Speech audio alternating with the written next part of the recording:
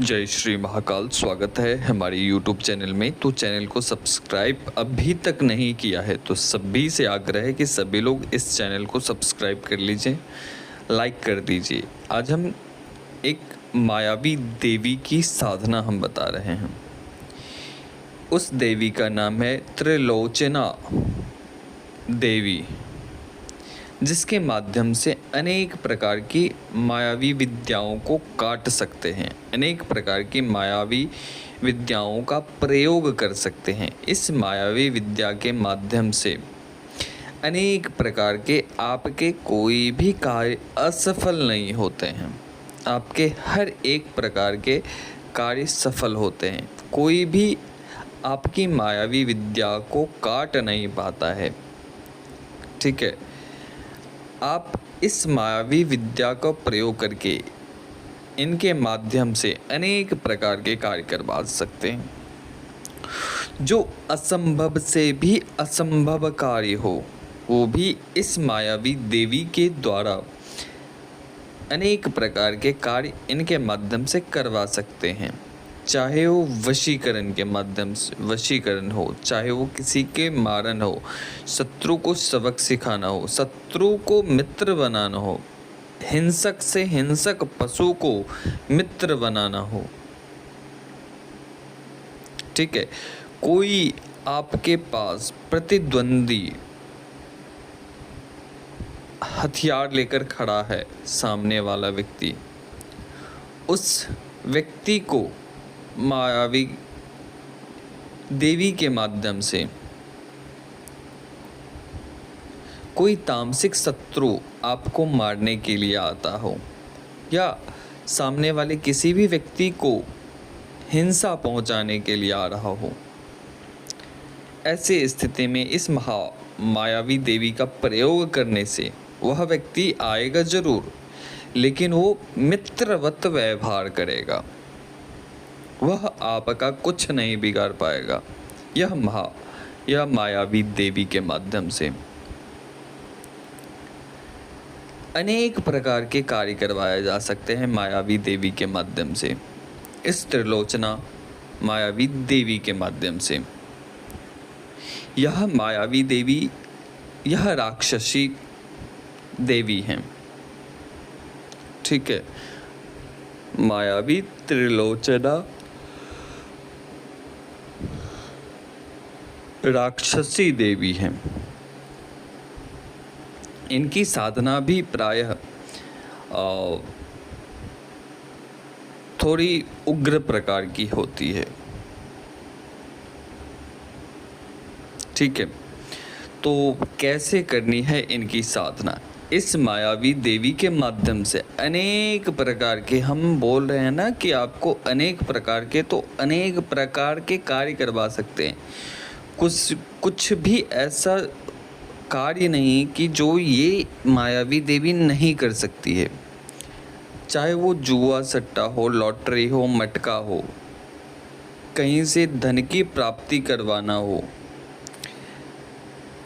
आप अपने आप को हमेशा उन्नति चाहते हैं या अपने आप को धनवान बनाना चाहते हैं, अपने आप को समृद्धवान बनाना चाहते हैं, हर एक प्रकार के कार्य यह मायावी देवी के माध्यम से आप जिस भी क्षेत्र में रहते हो, जिस भी आपके घर हैं, आपके जिस भी स्थान पे आपका घर है, उस एरिए में आप सबसे अधिक धनी व्यक्ति में से एक गिने जाते हो इनकी सिद्धि के पश्चात। तो इस प्रकार की ये मायावी देवी हैं, त्रिलोचना मायावी देवी। यह मायावी देवी के माध्यम से आप किसी भी व्यक्ति के भूत, भविष्य, वर्तमान तीनों कालों की गति बता सकते हो। कोई व्यक्ति आपसे दूर चला गया है, कोई व्यक्ति खो चुका है, उसके बारे में बताती है और उस व्यक्ति को भी वापस लाने की ये क्षमता रखती है। वह व्यक्ति वापस आ जाता है इस मायावी देवी के माध्यम से। इनकी साधनाएं भी बहुत उग्र प्रकार की है। दूसरी बात कि इस मायावी देवी की साधना करने से पहले योग्य गुरु के मार्गदर्शन में इस साधना को करें। इस मायावी देवी के माध्यम से शत्रुओं के ऊपर इसका जब प्रयोग होते हैं सबक सिखाने के लिए शत्रुओं के ऊपर, तो उस व्यक्ति को, उस शत्रु को नाना प्रकार के दृश्य गोचर होने लगते हैं। जैसे कभी खौलता हुआ तेल का समुद्र दिखना, बहुत सारी भूत प्रेत शक्तियाँ उसको दिखना, शरीर एकदम से सुस्त पड़ जाना, नाना प्रकार की भयानक भयानक आवाज़ उनके कानों में सुनाई देना, शत्रुओं के कानों में। तो ऐसे इस मायावी देवी हैं। अनेक प्रकार के कार्य, सामने कोई भी व्यक्ति बैठा है उसके ऊपर अपना माया का प्रयोग करना, जिसके माध्यम से आप जो भी सामने वाले व्यक्ति को कहेंगे उसी में बोलेगा हाँ हाँ हाँ। तो ये मायावी शक्तियों के माध्यम से किए जाते हैं। अब आपके सामने कोई व्यक्ति बैठा है, उसे आप जल एक प्लेट में या एक थाल में जल दोगे, लेकिन जब आप उस मायावी विद्या का प्रयोग करोगे तो वही जल उसको अग्नि के रूप में दिखेंगे। जब आपके समक्ष अग्नि रखी हुई हो उस व्यक्ति के समक्ष, अब जब आप उस मायावी विद्या का प्रयोग करेंगे तो उसी के सामने वो बर्फ़ के समान उसके सामने वो वस्तु रहेंगी। उससे पूछने पर वह व्यक्ति बोलेगा, सामने वाला व्यक्ति, कि ये बर्फ़ है।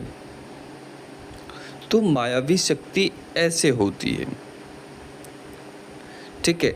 इसकी सिद्धि प्रायः किसी योग्य गुरु के मार्गदर्शन में करना चाहिए, क्योंकि जब आप इस साधना को करते हो तो वह देवी इस साधना को रोकने के लिए या उनकी सह शक्तियाँ इस को सिद्धि करने से आपको रोकती है, और वो भी आपके ऊपर मायावी विद्याओं का प्रयोग करती है।